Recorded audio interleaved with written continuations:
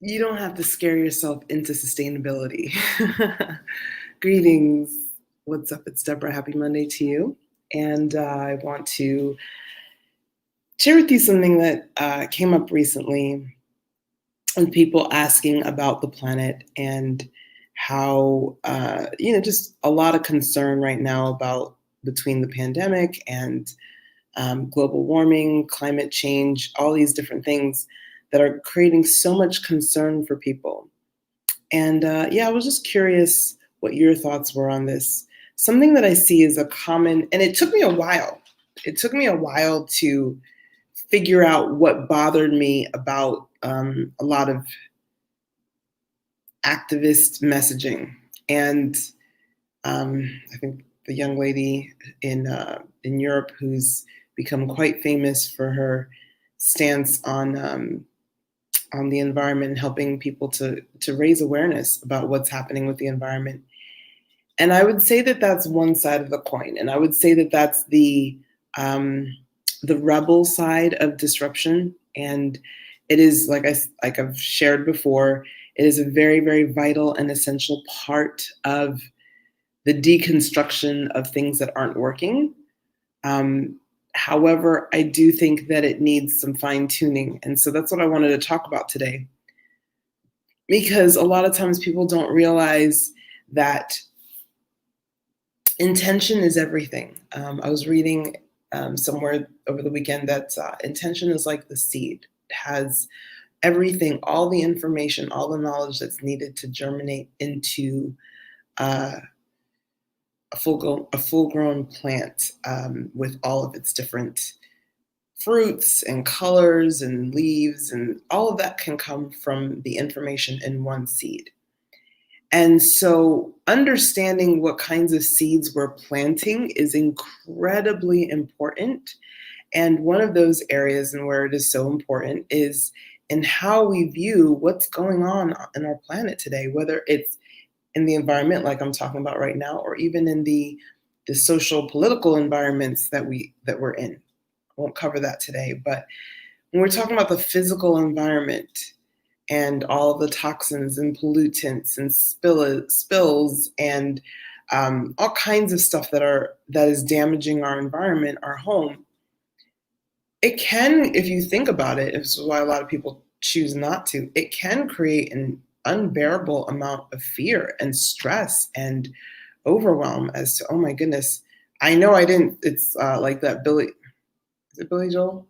Now who's saying, we didn't start the fire, right? From the 80s. Dating myself now. But it's like, we didn't start this fire, but it's raging. It's raging right now. And how do we put it out? How do we, deal with all these different things, whether it's a tsunami or wildfires? I mean, we're just getting proof all over the planet. Things aren't working so well, and we are creating a little Armageddon here on this planet, in a sense. So it's easy to get overwhelmed and stressed and sad and hurt and worried about the condition of our planet, our environment right now. That's just one of many issues. But I posture that coming from that place of sadness and overwhelm and fear and worry and anxiety and disappointment and all of that is not necessarily the best place to come from to solve those challenges. So I'm gonna let that sit for a moment. What makes us feel alive? There are some common things that we all benefit from. We all benefit from fresh air. We all benefit from sunshine. We all benefit from clean environments. We all benefit from being out in nature. So it's a benefit to all of us. But the really interesting thing about nature is that it has its own processes. And oftentimes we can be so worried because we're thinking from a man-made system as to how we're going to solve man-made problems. But guess what? The man-made problems that we're based in and we're seated in fear and anxiety and overwhelm and stress is what created the mess that we're in today. So I posture that that's not the solution. Instead, what I suggest is that we look at what really truly makes us feel alive in our home, in our natural home, and use that to plant the seed. So what do I mean by that? Well, when we really truly feel alive, what we really want to see more of is what? Greenery, clean air, clean water, clean ground, um, thriving fauna and flora and animal life and different species diversified. We want to see a, a planet home that feels safe, where there aren't um, devastation to human life in cities, places where people live. So all of that requires a study of how things work when they're working properly, and then an adjustment to match that. That's pretty much it. So a lot of the anger and the fear and the stress that I feel when I read and listen to a lot of activism movement, their content and their messaging, um, I'm like, it's not really necessary. I don't know that it's really helping. Instead, if we come from a place of clarity as to how we can adjust and um, what's the word I'm looking for? You know, work together with or synergize with natural processes that are already in place, we could save ourselves a lot of heartache and headache and energy, and we would get better results that would be more aligned with what we're looking for. So I'm going to give you a visual example of that now. So think about a city. Think about a city that has all kinds of pollution and cars and people, and then that city is abandoned. I mean, we even saw pictures earlier this year of Los Angeles, like a few weeks into the pandemic lockdown. It was amazing how the sky cleared up and how beautiful it was without the signature smog, because there were hardly any vehicles on the road, right?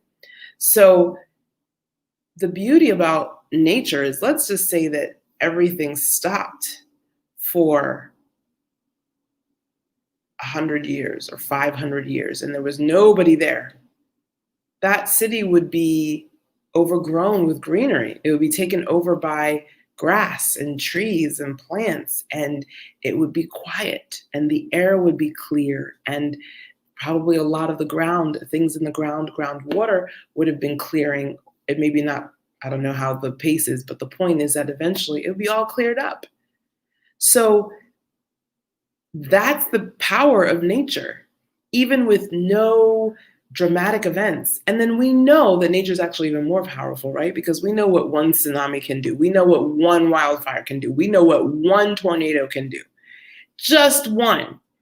We know what that the power, the sheer force of those natural forces can do. So